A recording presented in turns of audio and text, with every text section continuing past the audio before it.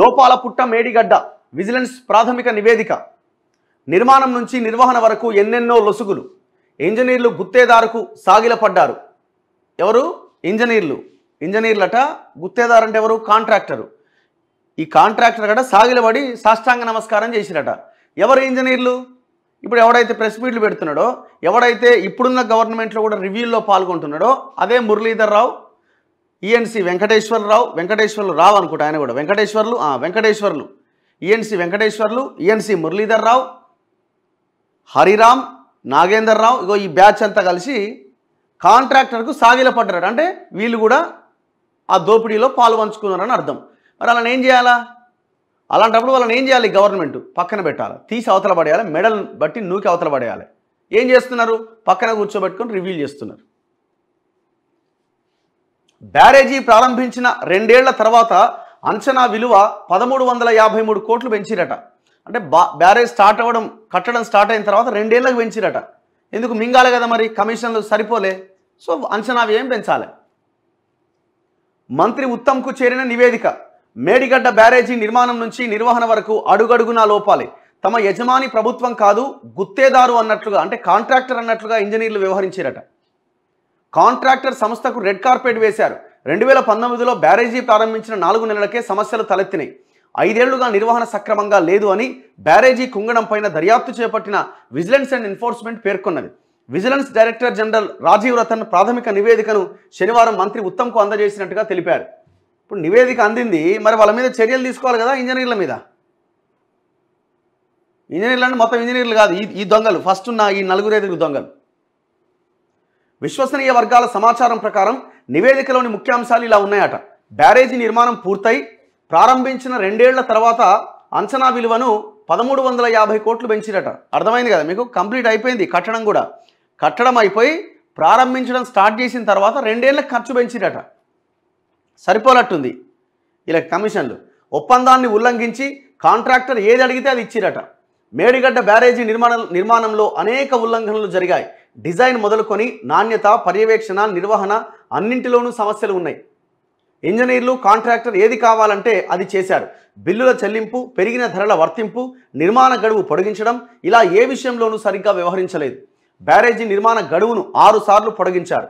Bank గ్యారంటీలు తిరిగి ఇచ్చేశారు. ఒప్పందం ప్రకారం నిర్మాణం పూర్తయిన తర్వాత డిఫెక్ట్ లయబిలిటీ పీరియడ్, అంటే బ్యారేజీకి ఏదైనా నష్టం వాటిల్లితే అది నిర్మాణ సంస్థనే బాధ్యత వహించి వాడే ఫ్రీగా కట్టాలి. అది 2 సంవత్సరాలు. తర్వాత 3 ఏళ్ల పాటు నిర్వహణ కూడా కాంట్రాక్టరే చేయాలి. అయితే ఈ డిఫెక్ట్ లయబిలిటీ పీరియడ్ ఎప్పుడు మొదలైందో, నిర్వహణ ఎప్పుడు ప్రారంభమైందో చెప్పలేని పరిస్థితి. పని పూర్తయినట్లు 3 సార్లు ధృవీకరణ పత్రాలు ఇచ్చిరట. 3 సార్లు.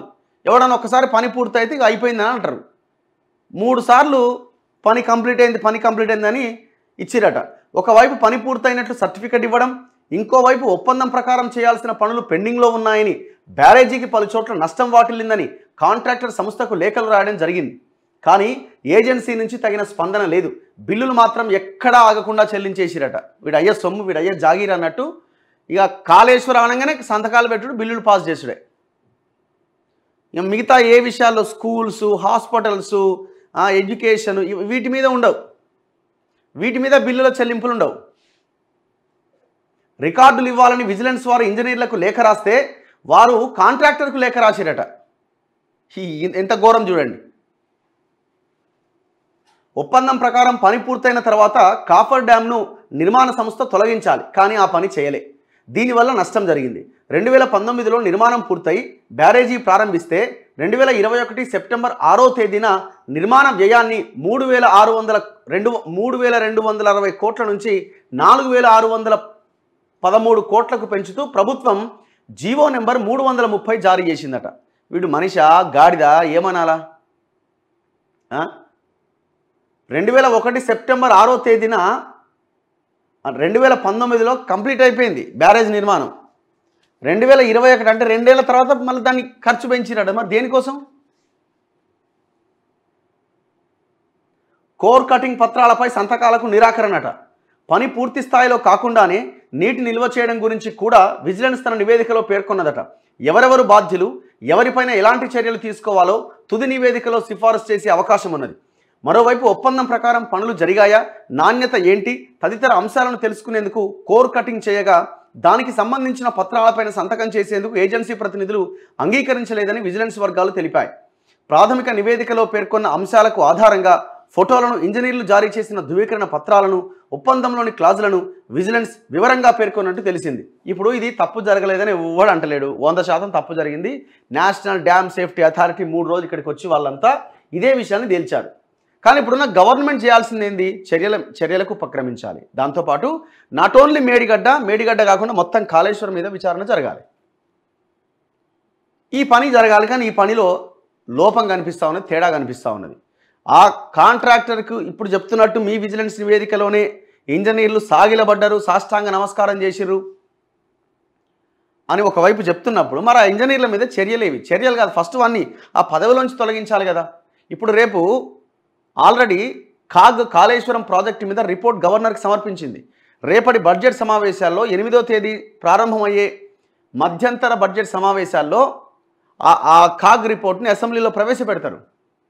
చర్చ జరుగుతుంది. ఆ చర్చలో ప్రభుత్వం వేసే ప్రతి ప్రశ్న, ఎవరు కేసీఆర్కో లేకపోతే ప్రభుత్వం చెప్పే ప్రతి సమాధానమో, జరిగిన విచారణ మీదనో ఎవడు రాసేయాలి దాన్ని? ఎవడైతే దోపిడీ చేసిన ఇంజనీర్ ఉన్నాడో వాడే రాసి ఇవ్వాల్సి వస్తుంది, వాడే చెప్పాల్సి వస్తుంది సమాధానాలు. మరి వాడు ఏం చెప్తాడు? నేను తప్పు చేసిన అని చెప్తాడా? అందుకే రాష్ట్ర ప్రభుత్వము చాలా క్లియర్గా ఈ విషయంలో ఎటువంటి భేషజాలకు పోకుండా లేదు, మెగా కృష్ణారెడ్డి మరి మాకు కూడా ఫండింగ్ ఇస్తాడు కదా ఎట్లా అనే దాంట్లోకి పోకుండా తెలంగాణ ప్రజలకి మీరు ఇచ్చిన హామీ మేరకు దీని మీద నిష్పక్షపాతమైన విచారణ జరగాల్సిన అవసరం ఉన్నది. వదిలిపెట్టేది లేదు లాస్ట్ వరకు.